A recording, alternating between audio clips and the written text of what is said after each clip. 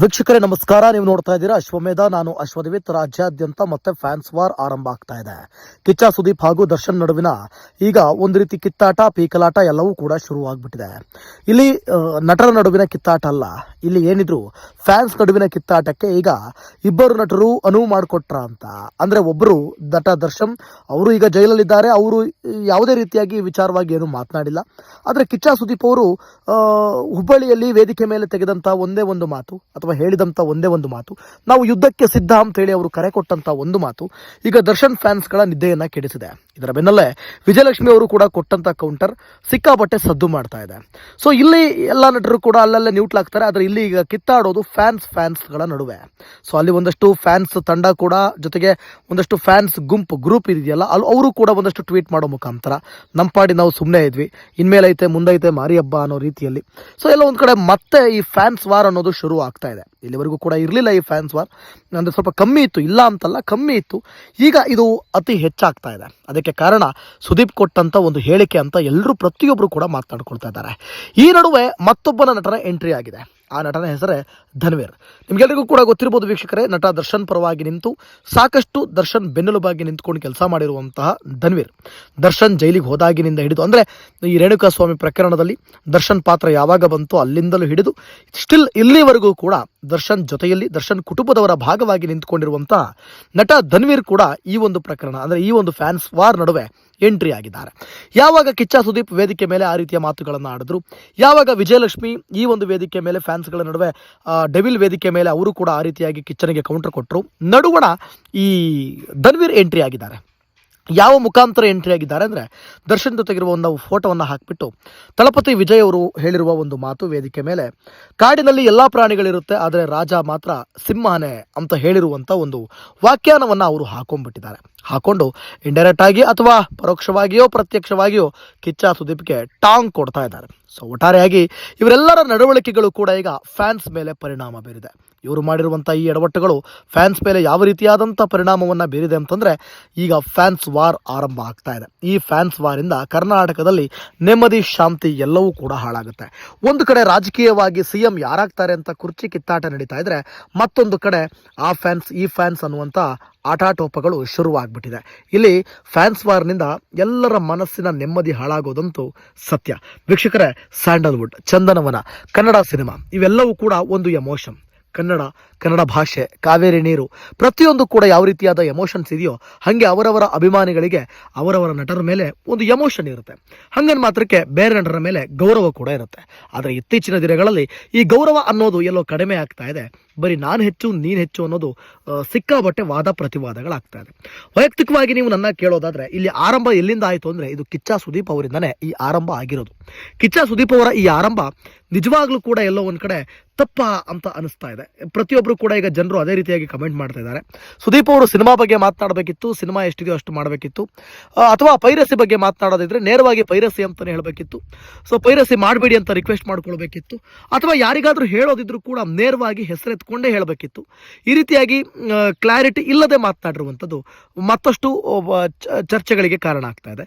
ಇನ್ನೊಂದು ಕಡೆ ವಿಜಯಲಕ್ಷ್ಮಿ ಅವರು ಕೂಡ ಹೆಸರೆತ್ತದೆ ಕ್ಲಾರಿಟಿ ಇಲ್ಲದೆ ಮಾತನಾಡಿರೋದು ಮತ್ತಷ್ಟು ಆ ಕಡೆ ಗೊಂದಲಕ್ಕೆ ಎಡೆ ಮಾಡಿ ಕೊಡ್ತಾ ಇರೋದು. ಈ ಎಲ್ಲ ಗೊಂದಲಗಳ ನಡುವೆ ಮಾರ್ಕ್ ರಿಲೀಸ್ ಆಗ್ತಾ ಇದೆ. ಸೊ ಇಲ್ಲಿ ಕೆಲವರು ಹೇಳ್ತಾ ಇರೋದು, ಅಥವಾ ಈ ಅಭಿಮಾನಿ ಗ್ರೂಪ್ಗಳು ಒಂದಷ್ಟು ಮಾಡಿರುವಂಥ ಟ್ವೀಟ್ ಇವೆಲ್ಲವನ್ನು ಕೂಡ ನೋಡ್ತಾ ಇದ್ರೆ, ಮಾರ್ಕ್ ಸಿನಿಮಾಗೆ ಎಲ್ಲೋ ಒಂದು ಸ್ವಲ್ಪ ಹಿನ್ನಡೆ ಆಗುತ್ತೆ. ಇದರಿಂದ ಸುದೀಪ್ಗೂ ಕೂಡ ಹಿನ್ನಡೆ ಆಗುತ್ತೆ.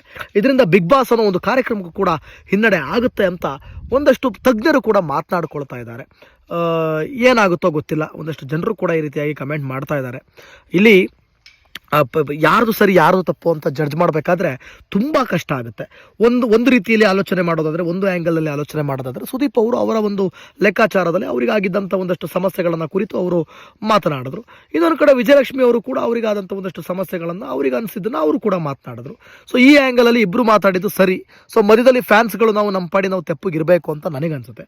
ಇನ್ನೊಂದು ಆ್ಯಂಗಲಿಂದ ನೋಡೋಕೆ ಹೋದರೆ, ಸುಮ್ಮನೆ ಇದ್ದಂತಹದನ್ನು ಕೆಣಕ್ಬಿಟ್ರ ಸುದೀಪ್ ಅವರು ಅಂತ ಇನ್ನೊಂದು ಆ್ಯಂಗಲಿಂದ ನೋಡೋದಾದರೆ ಸುದೀಪ್ ಅವರೇನೋ ಕೆಡಕಿದ್ರು ಅದಕ್ಕೆ ಮತ್ತಷ್ಟು ತುಪ್ಪ ಒಯ್ಯೋ ಕೆಲಸವನ್ನು ವಿಜಯಲಕ್ಷ್ಮಿ ಅವರು ಮಾಡಿ ಅದಕ್ಕೆ ಬೆಂಕಿ ಹಚ್ಚೋ ಕೆಲಸವನ್ನು ಧನ್ವೀರ್ ಅವರು ಮಾಡಿದ್ರಂತ ಇನ್ನೊಂದು ಆ್ಯಂಗಲಿಂದ ಈ ರೀತಿ ಅಂತ ಅನ್ಸುತ್ತೆ. ಒಟ್ಟಾರೆಯಾಗಿ ಎರಡೂ ಆ್ಯಂಗಲಿಂದ ನೋಡಿದಾಗ ಪರಿಣಾಮ ಬೀರಿದ್ದು ಮಾತ್ರ ಫ್ಯಾನ್ಸ್ಗಳ ನಡುವೆ. ಈಗ ಈ ಫ್ಯಾನ್ಸ್ ವಾರ್ ಅಂತೂ ಆರಂಭ ಆಗಿದೆ.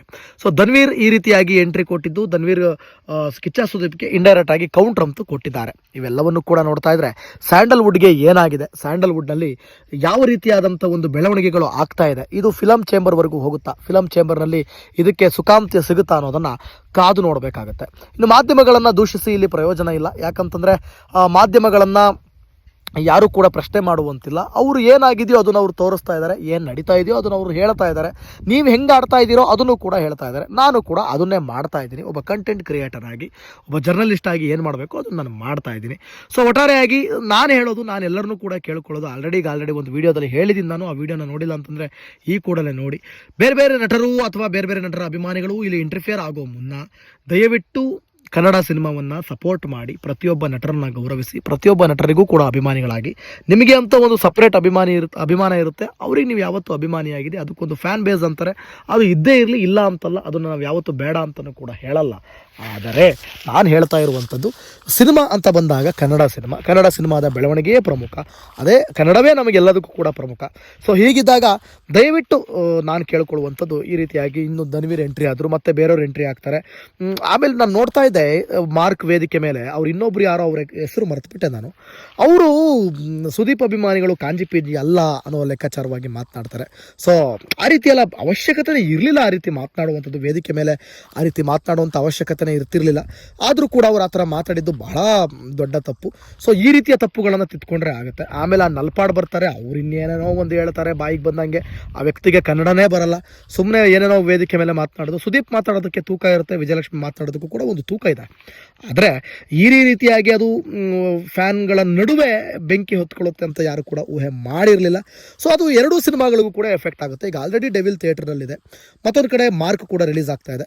ಇವೆರಡರ ನಡುವಣ 45 ಸಿನಿಮಾಗೆ ಲಾಭ ಆಗೋ ಎಲ್ಲ ಲಕ್ಷಣಗಳು ಕೂಡ ಕಾಣಿಸ್ತಾ ಇದೆ. ಈ 45 ಸಿನಿಮಾ ಸೈಲೆಂಟ್ ಆಗಿ ಸದ್ದು ಮಾಡ್ತಾ ಇದೆ. ಟ್ರೈಲರ್ನಲ್ಲೂ ಕೂಡ ಒಂದು ಅತ್ಯದ್ಭುತವಾದಂಥ ಒಂದು ರೆಸ್ಪಾನ್ಸ್ ಸಿಕ್ಕಿದೆ, ತುಂಬ ಚೆನ್ನಾಗಿ ಟ್ರೈಲರ್ ಮೂಡಿ ಬಂದಿದೆ. ಸೊ ಇವೆಲ್ಲವನ್ನು ಕೂಡ ನೋಡ್ತಾ ಇದ್ರೆ ಈ